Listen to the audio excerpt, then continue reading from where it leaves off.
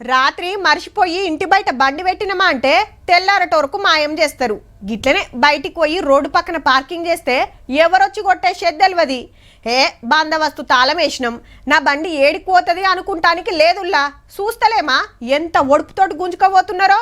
గిసొంటి పనిమంతులు పెరుగుతున్నారనే ఓ తాన కత్తర్ నాకు ఐడియా వేసిండ్రు వగలు. చూద్దాం పాండ్రి మరి. బండి షాల్ చెయ్యంగానే కుయ్య కుయ్య మొత్తుకుంటాంది ఫోను. బైక్ తెప్ట అల్లారం మరి. బయట బండ్లు పెడితే ఎవరొచ్చి కొట్టేసేది తెలుస్తలేదాయే మరి. లాక్ వేసినా ఇరగొడుతుండిరి, అల్కగా అవతల పడుతుండిరి. గందుకే గిది తయారు చేసిండు అన్న. పేరు కృష్ణ, ఉండేది సిద్దిపేట జిల్లా గౌరారం. బండి సీటు కిందకి బుడ్డ మిషన్ పెట్టి సెన్సార్ తోటి బండి తాళానికి ఫోన్ కు లెంక పెడితే కిక్కు కొట్టంగానే ఫోన్ మోగుతూనే ఉంటదిగా. అది తయారు చేయడం వల్ల ఏంటంటే బండి తీయగానే మన సెల్ ఫోన్ కి ఫోన్ చేస్తుంది. బండి తీసినట్టుగా ఫోన్ లిఫ్ట్ చేయగానే మనకి అక్కడ ఏమేమి మాట్లాడుకుంటున్నారు ఏందనేది మనకి రికార్డ్ వినిపిస్తుంది.